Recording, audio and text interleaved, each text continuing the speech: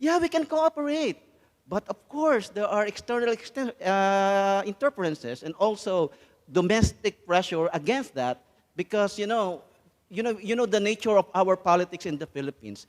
If in China, the government policy is defined and influenced by the Communist Party of China, in the Philippines, our government policy is greatly shaped by the vested interests of our oligarchy. And our ruling oligarchy has a pro-American orientation. And therefore, they're opposed to that kind of arrangement. Because if the Philippines cooperate with China, that's a win for China.